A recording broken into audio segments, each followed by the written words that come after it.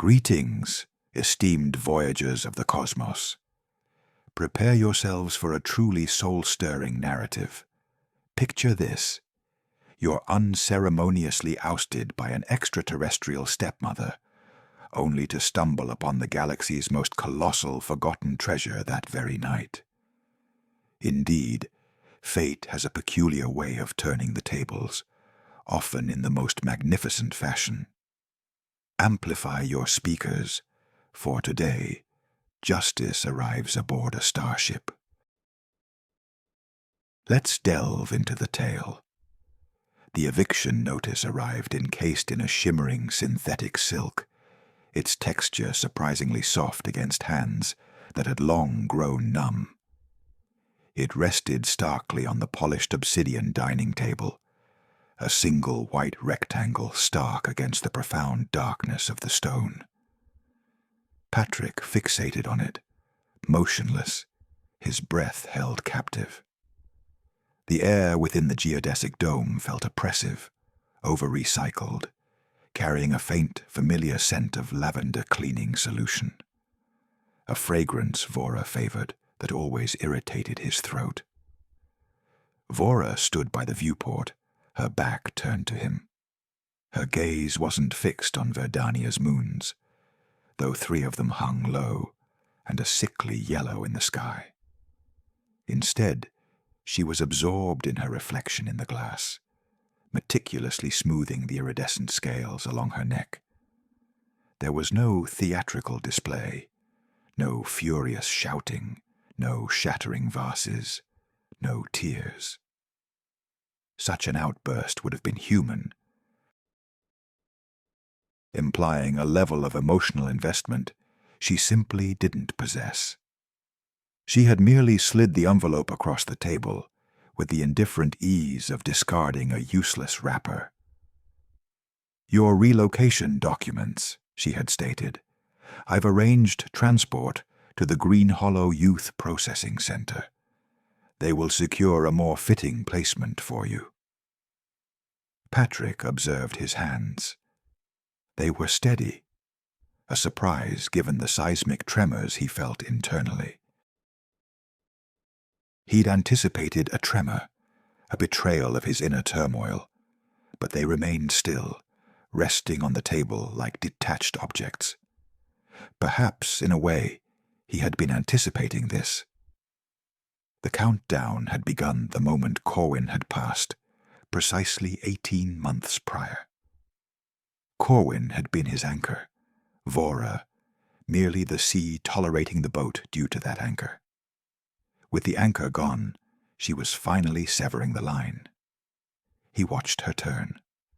Her 3 eyes, violet and lustrous like polished grapes, blinked in a rhythmic sequence. Top, left, then right. Many humans misinterpreted this alien gesture as sympathy, a gentle flutter. Patrick knew better. It was an expression of mild annoyance, akin to scrutinizing a particularly stubborn stain on a carpet. Quote 2, Vora announced, her voice smooth and devoid of any harshness. Quote 3. Patrick slowly pivoted his head. Near the airlock, 2 small, deflated-looking duffel bags sat on the floor. Appearing strangely sad. 2 bags. That was the entirety of 12 years of his life. It seemed mathematically improbable, yet there they were.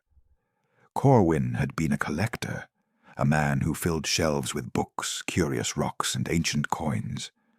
Vora, conversely, was a minimalist. She abhorred clutter, especially human clutter. A warm, substantial weight pressed against Patrick's thigh. He looked down. Brad, his German shepherd, sat there, leaning his full body weight against the boy. The dog's ears were flattened against his skull, his brown eyes wide and ringed with white. Animals, Patrick knew, possessed an innate understanding of impending disaster long before it manifested. Patrick buried his hand in the thick fur around Brad's neck, feeling the steady, rhythmic pulse of the dog. the only genuinely tangible thing in the room. "When?" Patrick's voice emerged, rusty like an unoiled hinge. "Quote 5, Vora replied. Quote 6. Patrick nodded, a small, jerky movement. Then a thought, sharp and cold as an icicle, pierced him. He tightened his grip on the dog's fur. "What about Brad?" Vora paused, delicately picking at an invisible speck of lint on her sleeve. "The processing center does not admit biological companions. It is a sterile facility. I have contacted the municipal control unit. They will retrieve the animal in the morning as well." The air abruptly left the room, sucked into the void like escaping gas, leaving Patrick gasping. Something audibly cracked within his chest. It wasn't his heart, which had hardened months ago against her callousness. This was structural, the foundational wall of his sanity. Patrick whispered, yet the word resonated across the room like a gunshot. Vora's middle eye narrowed, its pupil contracting to a mere slit. "Excuse me?" "Brad stays with me. If your opulent processing center won't take him, then I am not going either." "Patrick, be rational. You are a minor. You lack the legal authority to dictate terms. The municipal shelter is efficient. They will process him swiftly." Process. She uttered the word as if discussing tax forms. But Patrick knew precisely what the municipal shelter in New Valencia was: a high-volume disposal facility. They didn't facilitate adoptions. The thought of Brad, disoriented and alone in a chilly metal room, searching for Patrick and wagging his tail as the lethal injection approached, seared itself into Patrick's mind. They were going to process him, transform his warm, devoted body into fertilizer for the agricultural facilities using a colorless injection. The sheer horror of this scenario was so profound, so overwhelming, that it obliterated his fear and hesitation. "Then I'm leaving tonight." The words escaped him before he consciously allowed them, yet as they hung in the circulated air, Patrick realized their profound truth. He meant them more deeply than anything in his life. "Right now, Brad and I will navigate this ourselves." Voer's expression underwent a series of subtle shifts: surprise, irritation, calculation. She was assessing the implications. His departure meant she wouldn't have to drive him to the transport, nor sign the final transfer forms before a witness. She wouldn't even need to feign a goodbye.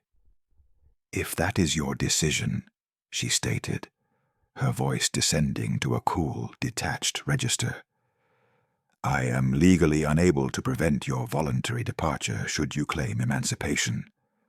However, be aware the colonial wilderness is profoundly hostile to human physiology.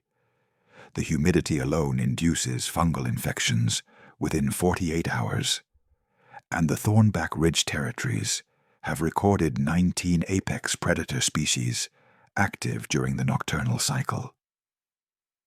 "Thanks for the biology lesson," Patrick retorted, rising. His knees felt locked, but he willed them to move. He walked towards the door, his boots thudding heavily on the floor. "Real motherly of you." The words were regrettable the instant he spoke them, not for their cruelty, but because they exposed his vulnerability, revealing that a foolishly tender part of him still yearned for her to have been a mother, to have made an effort. Voer remained silent, turning back to gaze at her own reflection in the window. Patrick slung the heavy packs, which dug into his collarbone, over his shoulders. The metallic click of the leash attaching to Brad's collar resonated loudly in the hush. "Come on, buddy," he whispered. He unsealed the airlock, The hiss of the breaking vacuum heralded the splitting of his life. He stepped out, and the door slid shut behind him, closing with a definitive thud as the lock engaged. The night air of Verdania enveloped him like a damp woolen blanket, dense, soupy, carrying the pungent scent of decay and sickly sweet pollen. He inhaled, and the moisture coated his lungs, suffocating but undeniably real, unfiltered, unscrubbed. Patrick looked down at Brad, who gazed up, his tail giving a tentative low wag. "Yeah, I know," Patrick muttered, adjusting his bag straps. "I'm wondering the same thing. Where exactly does a homeless kid and his dog go when the entire planet considers them a bureaucratic error?" They began to walk. The Morvan residences bordered the very edge of New Valencia, a liminal zone where the meticulously geometric lawns of the affluent colonists surrendered to the encroaching wildness of the native vegetation. Within 20 minutes, the sodium-orange streetlights, tall humming pillars, began to grow sparse, then vanished altogether. The pavement ended. Dirt began. Patrick had explored the peripheries of this forest countless times during daylight hours. It had been his sanctuary, his escape from the sterile quiet of the house. He knew its paths, which berries caused stomach aches, and which vines would bear his weight. But the forest at night was an altogether different entity, no longer a playground, but a shadowy cathedral. The dense canopy of the chandelle trees blocked out the moons, plunging them into near total darkness. Patrick fumbled in his pocket, clicking on his flashlight. The beam cut a cone of pale white light through the gloom, illuminating swirling motes of dust and insects. The previous silence was replaced by a cacophony. Verdania never slept. It clicked, hissed, chirped, and groaned. High above, in unseen branches, something massive moved with a slow, heavy rustle. Patrick kept his hand on the reassuring warmth of Brad's head. The dog was in working mode now, his trot stiff-legged, ears swiveling like radar dishes, cataloguing every snapping twig, every shift in the wind. They walked for hours. Patrick's legs began to burn. The humidity permeated his clothes, making them cling to his skin like an uncomfortable second dermis.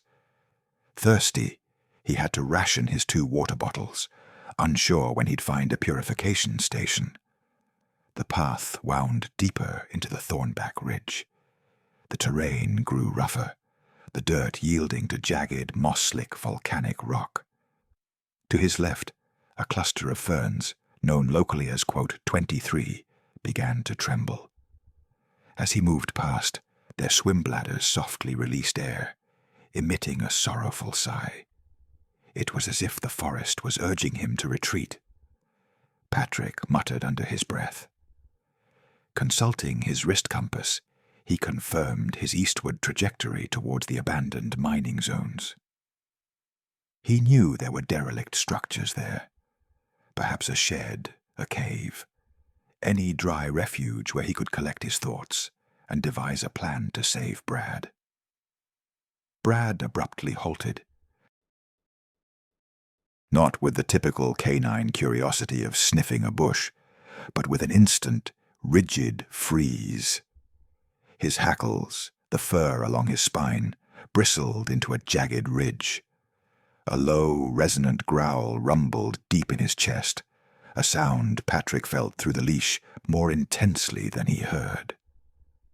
Patrick, too, became motionless. He frantically swung his flashlight beam around. "Quote 25, he whispered. Brad ignored him, his gaze fixed on a dense tangle of iron vines to their right. The darkness in that spot was absolute. Squinting, Patrick could discern nothing but the chaotic interwoven undergrowth and the gnarled roots of enormous trees. Yet Brad yanked the leash forward, not recoiling in fear, but straining with a clear intent to investigate.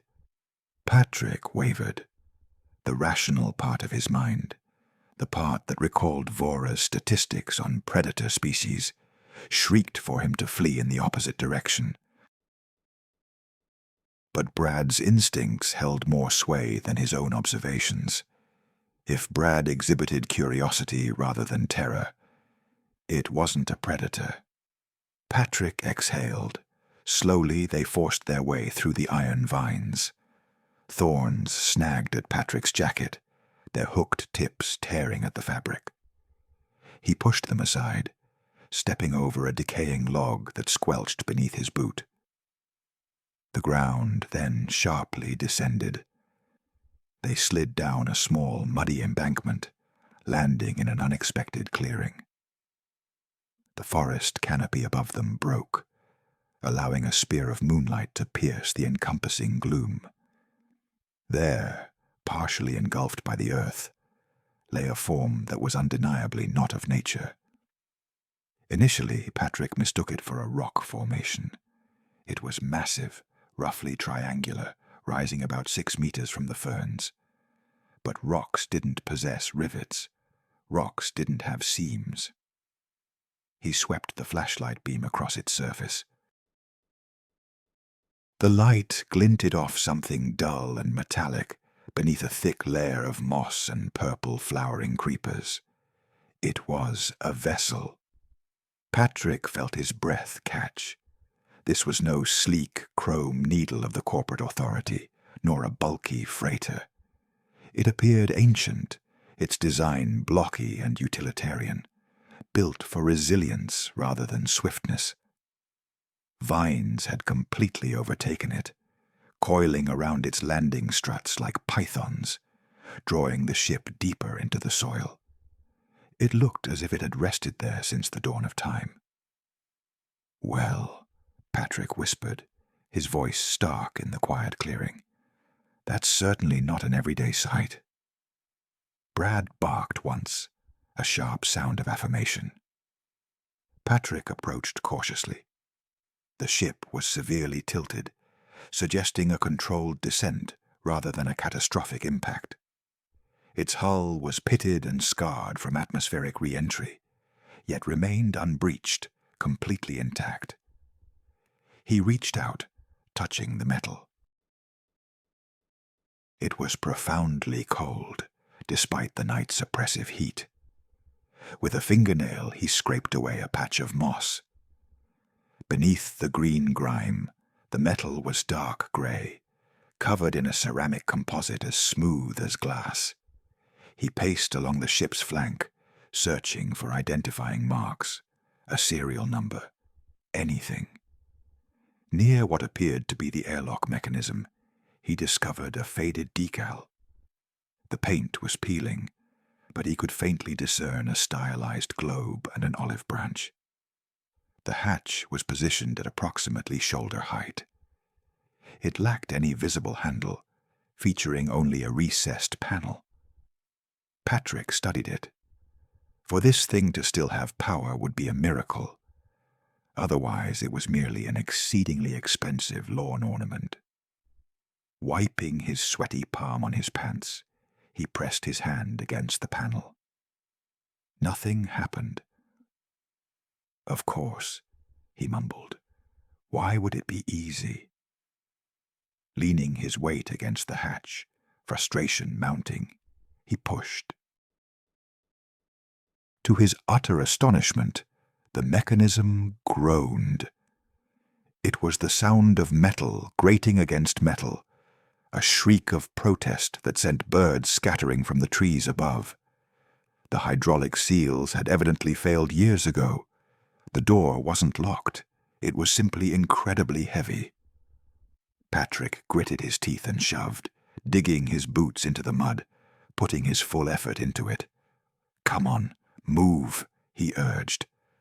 With a final, rusted screech, the hatch yielded. It swung inward, revealing an abyss of darkness, that smelled distinct from the forest. It carried the scent of stagnant air, dry dust, and ancient grease. Brad whined, sniffing the air pouring from the ship. "Stay close," Patrick instructed. He clambered over the hatch's lip and shone his light inside. The beam illuminated a corridor. The floor was grated metal, and the walls were lined with conduits and pipes. This was unequivocally a human design, discernible by its characteristic chaotic efficiency. Zip-tied conduits and handwritten labels on internal power boxes marked their path. He then helped Brad clamber up. The dog's claws clinked softly on the metal-grated flooring as they pressed onward into the vessel's depths. The ship's interior was steeped in a profound silence, completely muffling the din of the surrounding jungle. It was an oppressive stillness, akin to being sealed within a crypt.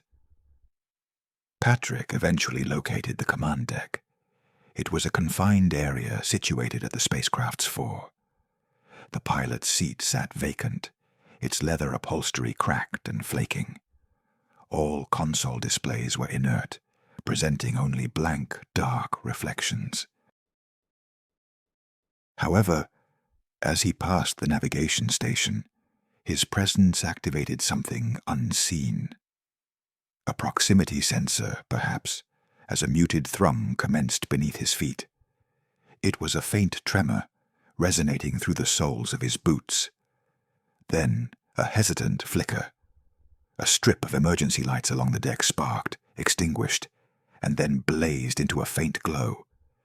It was a dim, amber illumination, barely sufficient to discern his surroundings, yet it signified that the reserve power cells still held a charge. "Wow," Patrick exhaled. He moved towards the primary control panel. A compact monitor, encased in a thick rubber bezel, flickered to life. Green characters began to scroll across its display. The text was erratic, skipping lines, but decipherable.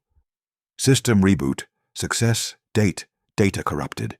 Vessel UES Remembrance. Status grounded. Distress beacon disabled. Cargo manifest intact." Patrick wiped accumulated dust from the screen.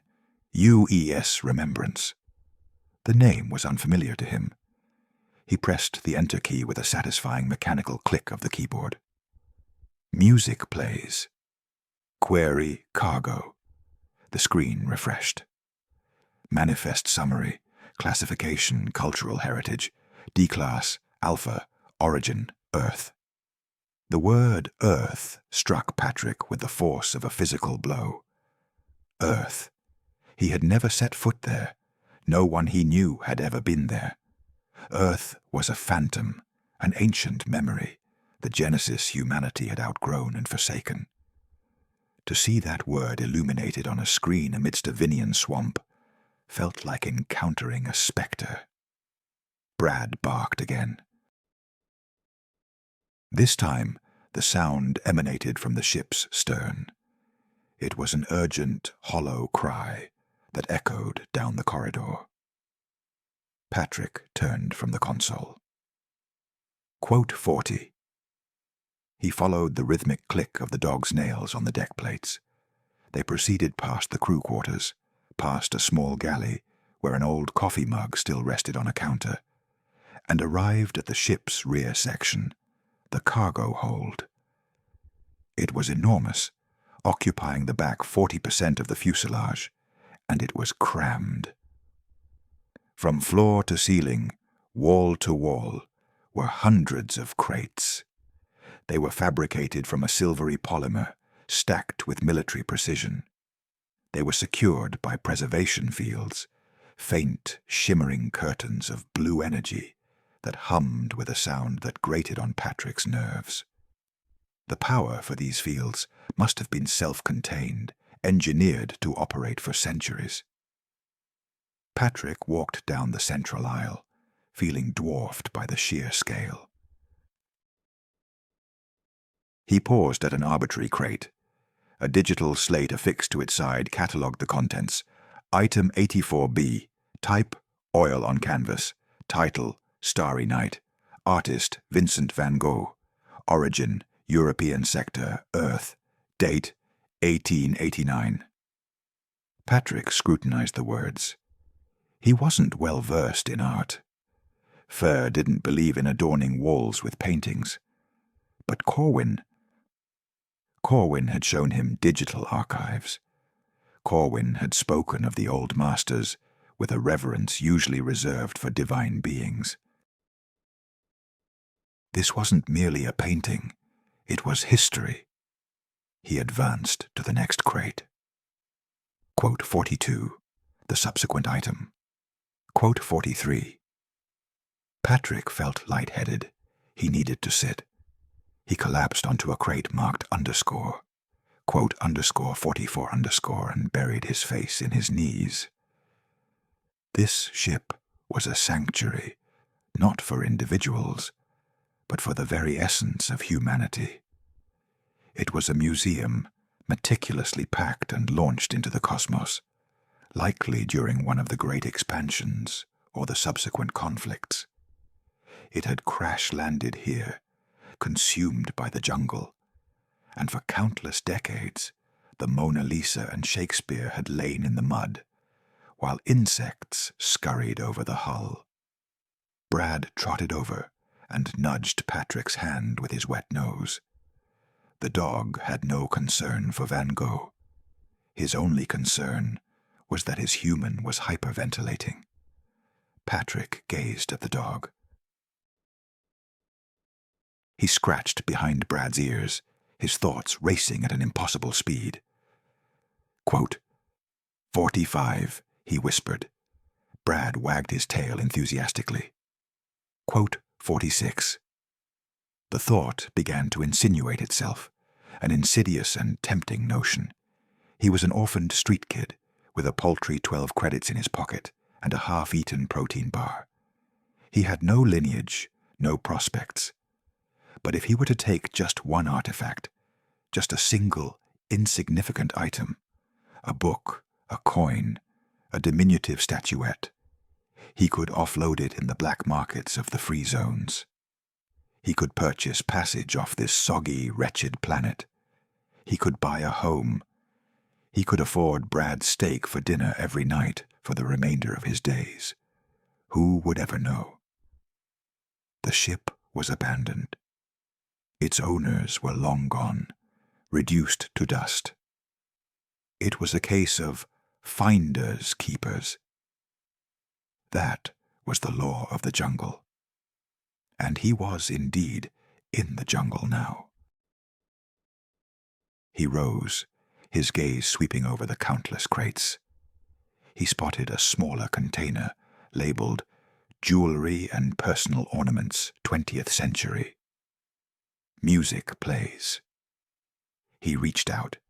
His hand hovered uncertainly over the activation panel for the preservation field. His fingers quivered. A single ring, a solitaire diamond. That was all that stood between them and a desperate future. Brad emitted a soft, high-pitched whine. Patrick glanced down. The dog gazed up at him, head tilted. There was no judgment in those warm brown eyes, only pure, unwavering devotion. Patrick froze. His thoughts drifted to VA. She would seize the opportunity. She'd strip this vessel clean, selling it for scrap without a flicker in her violet gaze. That was her nature. Was it his? He squeezed his eyes shut. Corwin's face materialized in his mind. He heard the old man's voice, raspy from the respiratory illness that ultimately claimed him. We don't own the past, Patrick. We merely safeguard it for the generations to come. Break the chain, and you lose yourself. Patrick's hand remained suspended for another moment. Then, clenching his fingers into a tight fist, he retracted his arm. He exhaled slowly. a breath he felt he'd been holding since leaving his residence. "No," he declared to the empty space. "No," he reiterated, meeting Brad's gaze. Brad responded with a sharp, joyful bark. The journey back to New Valencia proved grueling. Patrick was sustained only by a surge of adrenaline and the terrifying conviction that he was making a significant error. The sun was just beginning to peek over the horizon as they neared the settlement's outskirts. The sky transitioned from a bruised violet to a sickly orange. Patrick strode past the spaceport, then past the police station. He made his way to the Colonial Archives. It was a drab, uninviting structure of grey concrete, permeated by the scent of mildew. This was the repository for property deeds and birth certificates. It also served as the official office for salvage claims. The doors were locked. Patrick sank onto the steps. Brad curled beside him, patiently waiting. At 8 a.m., a malachoid individual, known as Apprentice, arrived to unlock the doors. Apprentice embodied bureaucracy. He moved with a sluggish, viscous gait, his 4 eyestalks drooping under the existential burden of paperwork. He paused upon seeing the grubby youth and the large canine blocking his path. "We are not open," Apprentice gurgled, his translator collar converting the wet clicks of his language into a flat, monotonous, robotic voice. "Return at 9 o'clock. "I found a ship," Patrick stated, remaining seated, too exhausted to stand. Apprentice blinked 2 eyestalks. "Good for you. Be off with you." "It's the Remembrance," Patrick continued. "It's full of Earth artifacts, Class Alpha." Apprentice froze. All 4 eyestalks swiveled to fixate on Patrick. The creature stood perfectly still, the mucus coating its skin appearing to ripple. "What did you say the ship was called?" "The Remembrance. It's in the Thornback Ridge, Sector 4. I have the coordinates." Apprentice stared at him for a long, slick moment. Then, with surprising speed, he unlocked the door. "Come inside," the alien urged quickly, "before anyone else sees you." The subsequent 6 hours passed in a blur. Patrick sat in an oversized chair while Apprentice made calls. Then, uniformed personnel arrived. They were followed by individuals in lab coats. Finally, a woman with a severe haircut and a badge identifying her as Inspector Yarrow appeared. She was formidable. She interrogated Patrick with the same question posed 5 different ways. She made him sketch a map. She made him describe the crates. She scrutinized him as if attempting to solve a complex algebraic equation. Then they departed. A team was dispatched. Patrick remained in the archives, eating a sandwich Apprentice had provided, sharing the crusts with Brad. Around 2 o'clock in the afternoon, the doors burst open. It wasn't the salvage team, it was VA. She swept into the room carrying the scent of lavender cleaner. She appeared frantic, her scales flushed a deeper shade of purple. Quote 64. She spotted him and rushed over, arms outstretched. Quote 65. She enveloped him in a hug. Her skin felt cool and dry. Patrick stood stiffly, arms at his sides. He watched Inspector Yarrow observing them from her office doorway. VA gushed, pulling back to look at him, her eyes performing their characteristic top, left, right blinking sequence, an expression of sympathy, or its imitation. Quote 67. She lowered her voice, leaning in. Quote 68. Quote 69. Patrick interjected. His voice was quiet, but in the small lobby, it resonated. VA froze. VA laughed, a nervous, tittering sound. Patrick took a step backward. He gazed at the extraterrestrial woman, a resident of his home for a dozen years, yet never truly a mother figure. His attention then shifted to Brad, whose low growl rumbled in his throat as he positioned himself protectively between Patrick and Vorla. Quote 73, Patrick asserted. Quote 74. Vorla's expression hardened. She drew herself up to her full stature. Patrick, cease this absurdity. You are a minor. You cannot simply... Inspector Yarrow's voice sliced through the tension like a keen blade. Underscore, quote, underscore 76. Underscore Yarrow advanced, a datapad clutched in her hand. Quote, 77 Yarrow halted before Vorla. Though a head shorter than the alien, she exuded an aura of dominance. Quote, 78. Vorla's mouth fell open, her three eyes widening into nearly perfect spheres. 40 million. Her gaze darted to Patrick. The calculation in her eyes was now undisguised, desperate. Patrick, please, we can discuss this. Corwin would have wanted us to remain together. Don't, Patrick interjected. Don't utter his name. He turned to Yarrow. Can you make her leave? Yarrow offered a sharp, perilous smile. I would be delighted. She pivoted to Vorla. You are trespassing in a government facility. Depart. Vorla fixed her gaze on the inspector, then on the fortune slipping through her grasp. Finally, she looked at Patrick, and for an instant her facade completely crumbled, revealing a stark, icy indifference beneath. She hissed, a sharp sound of vexation, then spun on her heel, marching toward the doors, her tail thrashing behind her. Patrick watched her departure. He anticipated a pang of sadness, a sense of loss, the severance of the last tie to his former existence. Instead, he felt only weariness and a strange lightness. Yarrow looked down at him, her hands tucked into her pockets. 40 million credits, she observed. That's a substantial sum for a 12-year-old. You could acquire your own planet. Patrick scratched Brad behind the ears. I don't desire a planet. What is it that you want? Patrick considered the vessel in the jungle, the violin, the books and the paintings awaiting him in the shadows. I want to ensure they don't sell it, he stated. It belongs to everyone. Corwin said, we are merely stewards.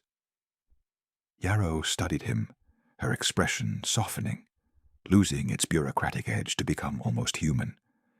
Stewards, she echoed. I like that. She knelt to meet his gaze. Well, Patrick, it seems you have a significant amount of work ahead, and I believe you'll require a more competent lawyer than the one your stepmother engaged. Patrick managed a small, weary smile.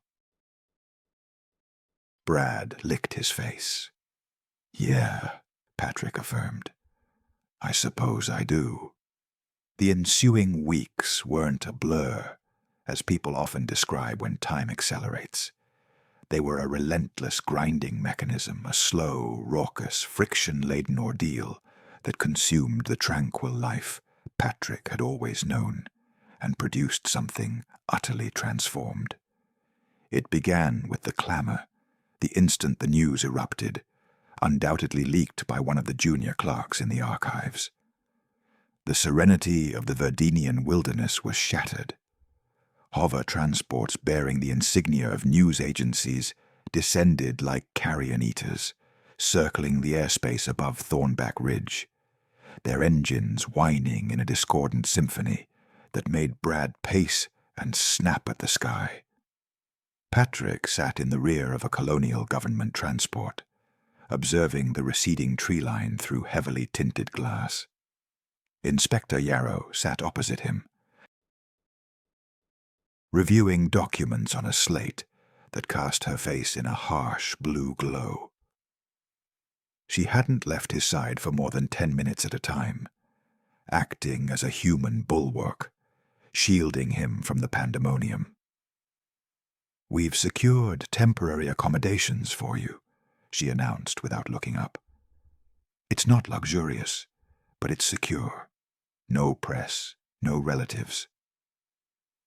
Patrick nodded, rubbing his thumb against the synthetic velvet of the seat, which felt slippery and inexpensive, despite its stain-resistant design. "And the ship?" Patrick inquired. "Secured. We have a perimeter. Nothing enters or exits without your authorization. You are the primary claimant, Patrick. Legally, that wreckage is your private property, until the probate court dictates otherwise. The temporary housing turned out to be a safe house, typically used for relocating witnesses in corporate crime trials. A small beige module on the 34th floor of a residential high-rise in the city center. It reeked of lemon polish and stale air conditioning. The windows were sealed, likely to deter falls, or perhaps to exclude humidity. For the first 3 days, Patrick simply slept, with the desperate exhaustion of someone who had long borne a heavy burden and was finally granted permission to collapse. Brad, lost in a dream pursuit of imaginary squirrels across a pristine forest, one unmarred by the drone of news choppers, rested on the rug beside the bed, his body occasionally twitching.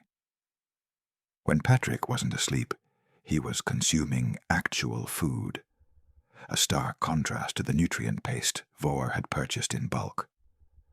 Hot meals, delivered by Yarrow's personnel, included roast chicken with crispy skin and mashed tubers rich with the taste of butter and salt.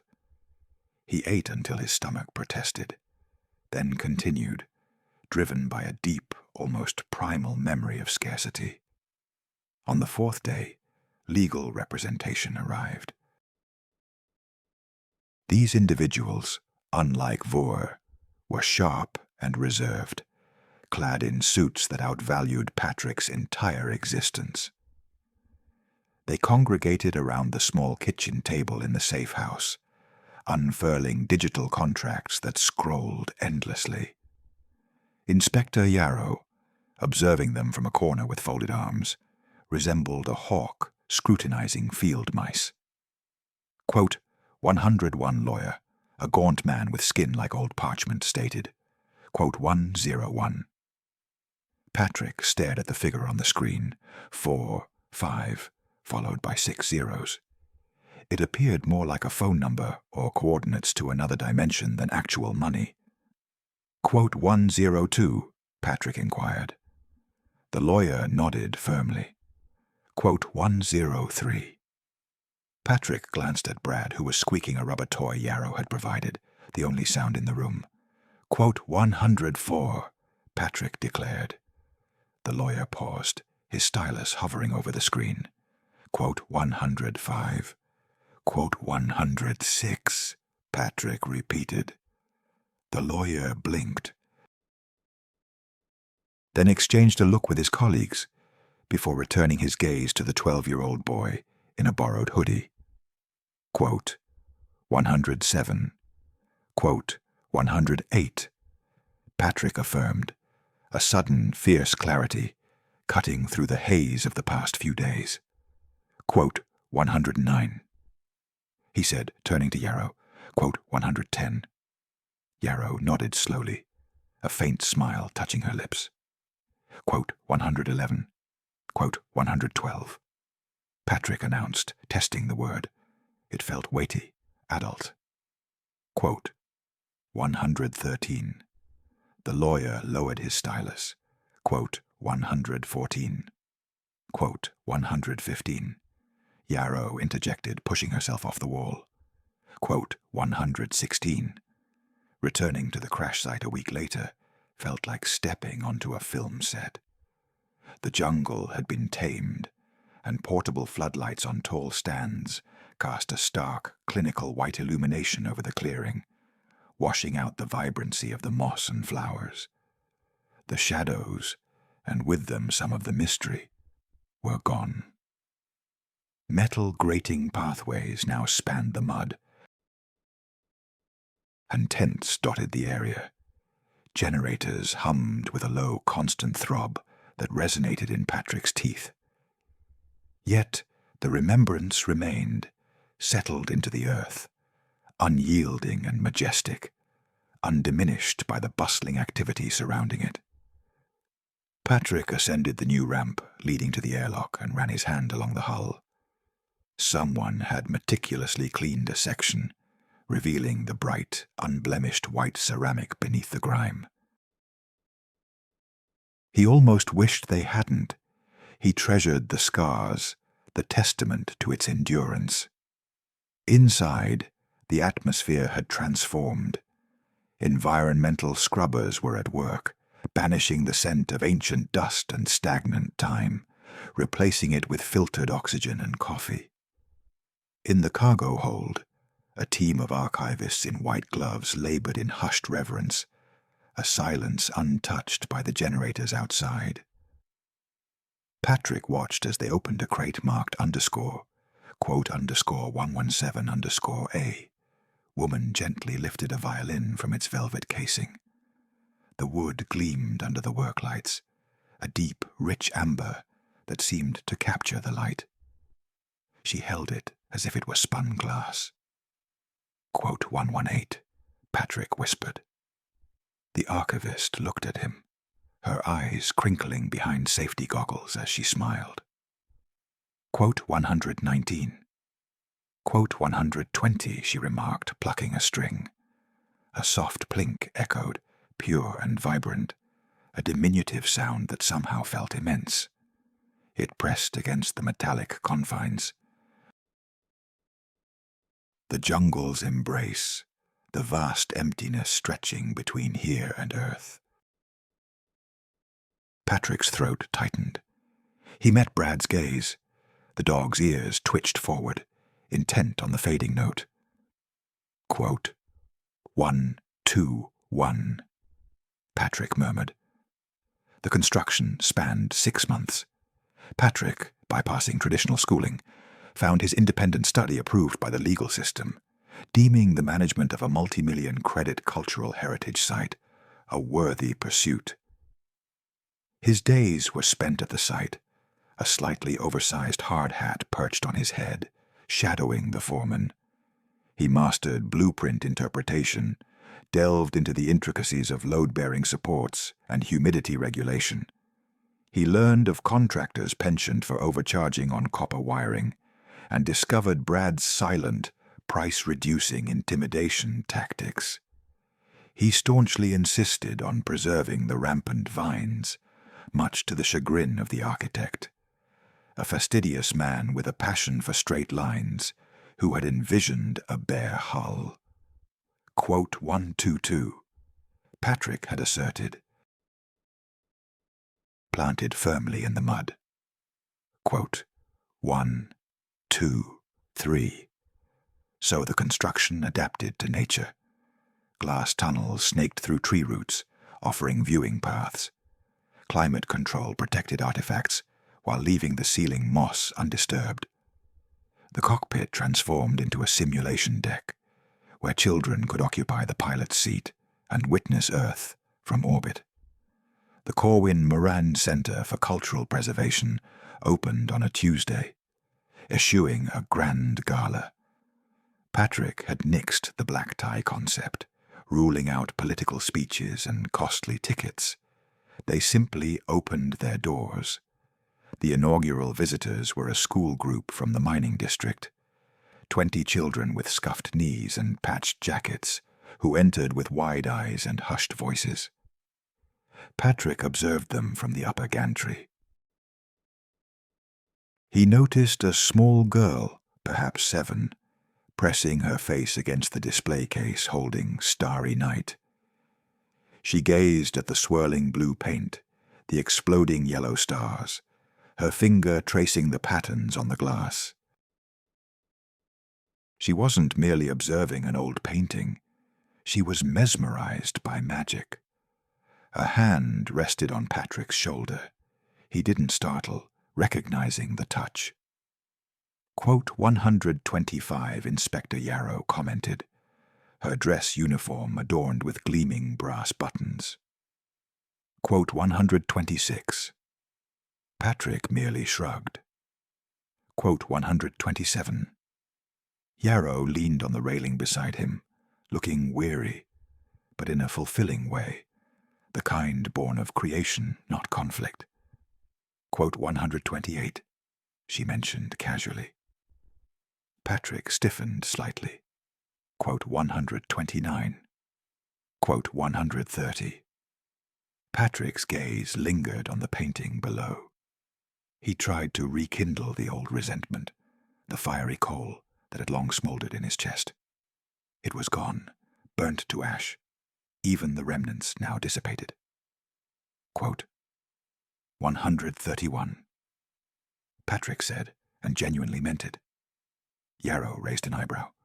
Quote 132. Quote 133. Patrick replied, quote 134. He gestured towards the bustling hall below, which was filling with more children.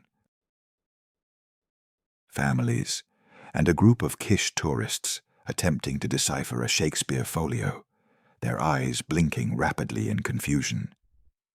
Brad trotted up the stairs, his tongue lolling, a red bandana emblazoned with quote, _135, tied around his neck.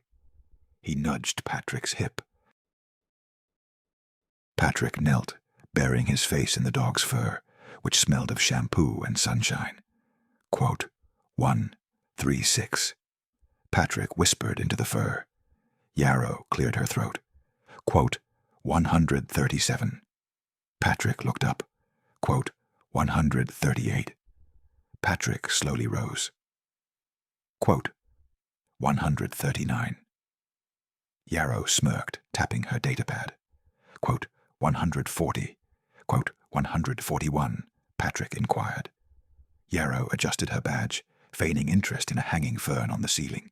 Quote 142. Patrick stared at her. The woman who had once terrified him in the archives. The woman who had nourished him with roast fowl. The woman who had shielded him from menacing scavengers. Yarrow stated, her voice momentarily devoid of its characteristic irony.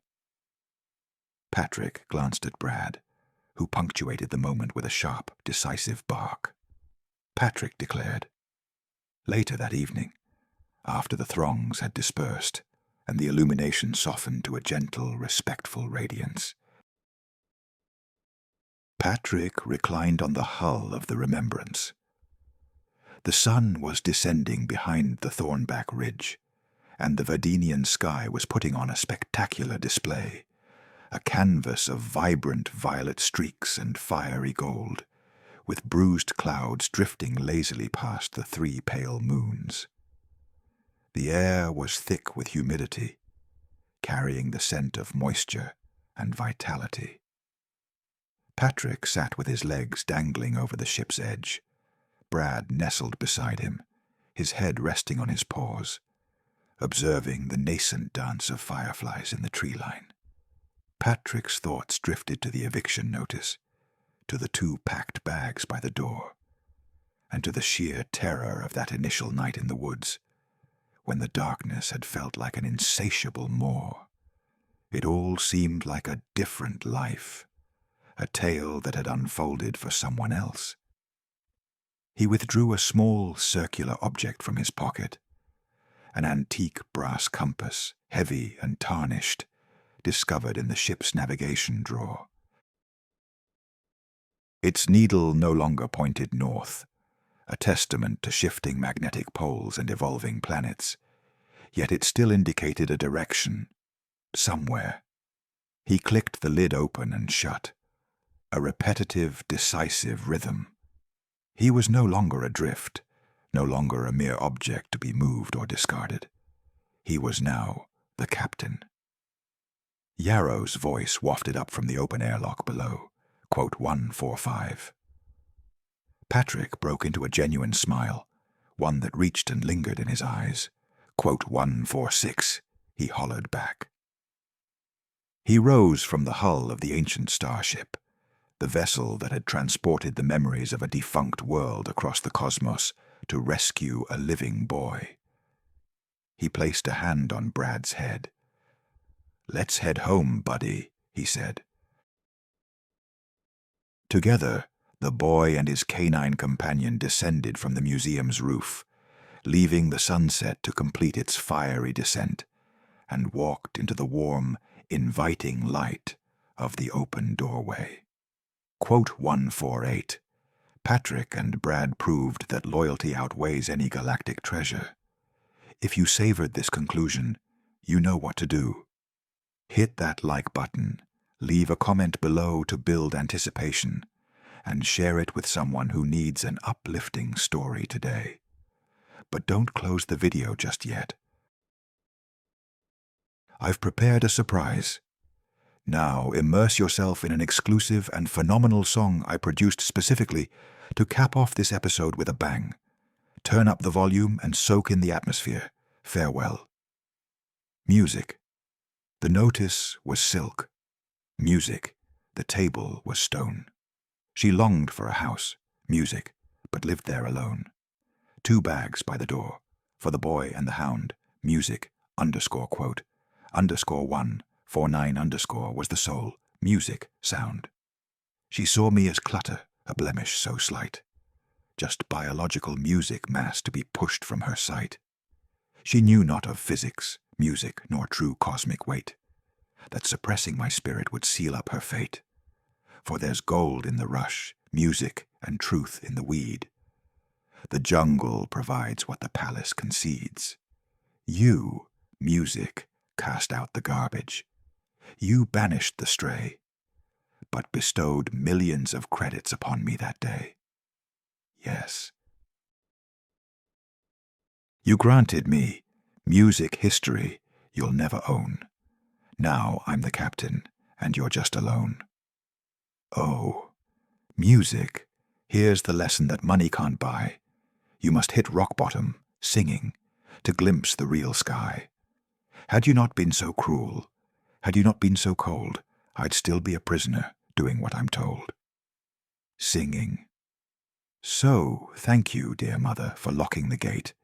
You didn't destroy me, you made me something great. Singing, yes. The rust is a diamond, the boy is the king, and music you don't possess singing a single damn thing.